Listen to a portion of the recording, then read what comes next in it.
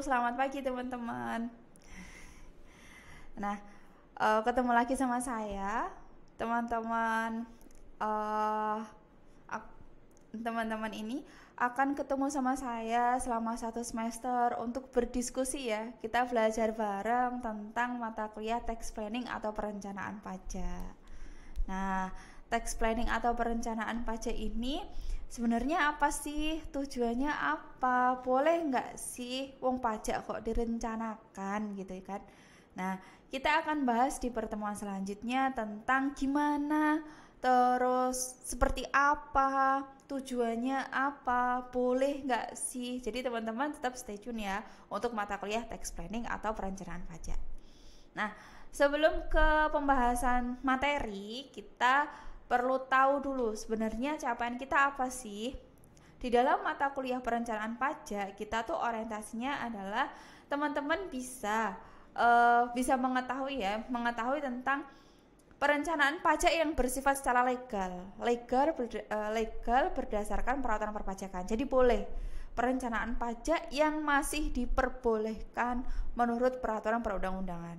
Loh, Bu, kok boleh? Apakah boleh itu maksudnya izin, Bu? Nah, maksudnya boleh itu tidak melanggar undang-undangnya. Jadi kita kan punya aturan tuh, seperti kalau kita misalnya naik motor, ada rambu-rambu lalu lintas, lampu merah, lampu hijau, lampu kuning di situ. Kita kan nggak perlu tanya ke Pak Polisi merah tuh apa, Pak Polisi merah tuh maksudnya apa? Pak Polisi hijau tuh maksudnya apa? Kalau kita udah terbiasa kan nggak perlu tanya gitu. Kita cukup ada lampu merah berarti kita berhenti, lampu hijau kita boleh jalan, kuning berarti kita hati-hati gitu kan. Nah, kalau di undang-undang perpajakan, kalau dalam perencanaan perpajakan itu ada rambu-rambunya. Rambu-rambunya adalah peraturan perpajakan biasanya dalam bentuk undang-undang, peraturan Menteri Keuangan gitu ya, atau PP, peraturan pemerintah. Nah, itu sebagai rambu-rambu kita dalam merencanakan perpajakan. Nah, di sini kita akan bahas tentang dasar-dasar perencanaan perpajakan.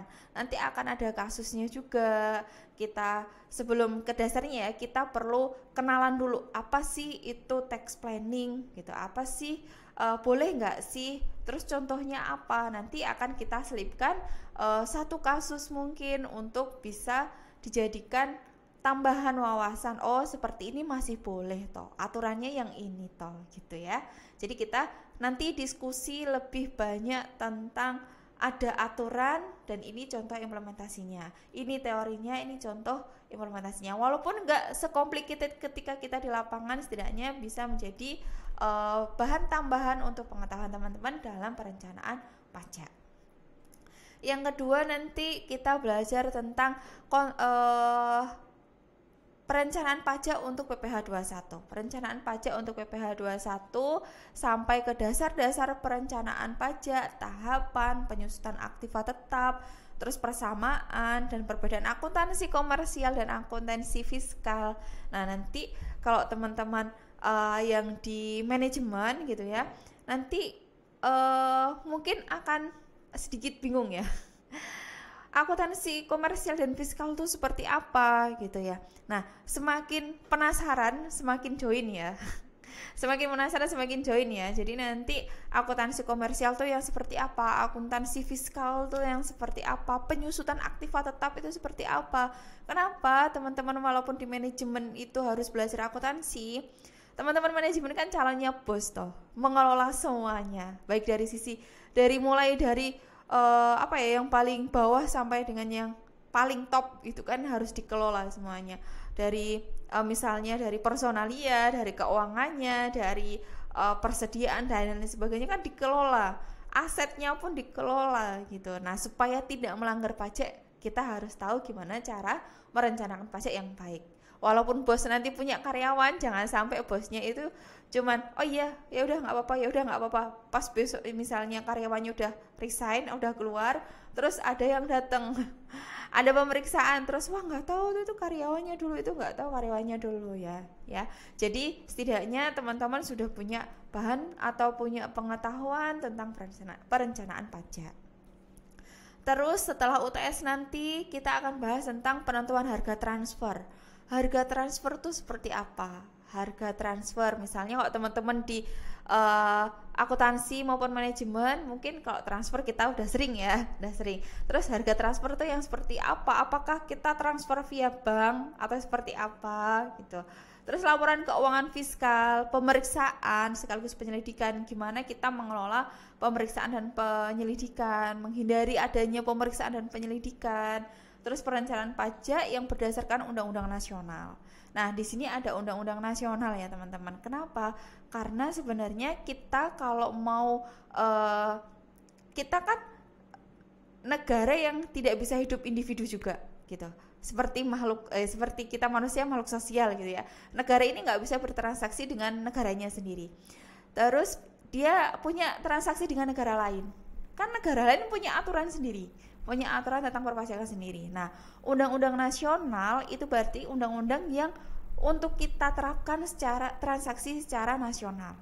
Terus kita punya pengalaman transaksi di internasional gitu ya, di negara lain. Apakah kita langsung menggunakan undang-undang perpajakan yang ada di internasional gitu? Jawabannya belum tentu. Kita akan ada undang-undang yang disepakati antar dua negara. Misalnya Indonesia sama Malaysia. Nah, kira-kira undang-undangnya untuk penghindaran peraturan perpajakan supaya tidak dikenai di dua tempat itu seperti apa? Nanti akan ada aturannya. Nah, tidak jauh sampai ke internasional, kita nanti akan lebih kita bahas aja yang nasional ya. 14 kali pertemuan semoga bisa mewakili tentang undang-undang perpajakan nasional. Terus 14-nya kita pengenalan perencanaan pajak internasional. Ini cuma pengenalan aja. Contohnya tadi untuk penghindaran pajak berganda itu seperti apa contohnya. Terus nanti ada kasus tentang contoh kalau ada sidang perpajakan, penyelidikan perpajakan, kasusnya seperti apa, kenapa kok diperiksa, kita coba untuk tunjukkan kasusnya gitu ya. Kalau ada kesempatan kita coba praktekkan menghitung, tapi kalau nggak bisa kita tunjukkan seperti ini loh bisa menimbulkan pemeriksaan, seperti ini loh bisa menimbulkan penyelidikan perpajakan gitu ya teman-teman. Untuk kontrak kuliah kita bahas ketika kita jadwal kuliah ya, kita kasih pilihan seperti teman-teman yang di semester sebelumnya ada apa aja dan persentasenya berapa aja, kita bahas ketika kita jadwal kuliah. Oke, sampai sini ya untuk pembahasan RPS-nya. Selamat pagi, wassalamualaikum warahmatullahi wabarakatuh.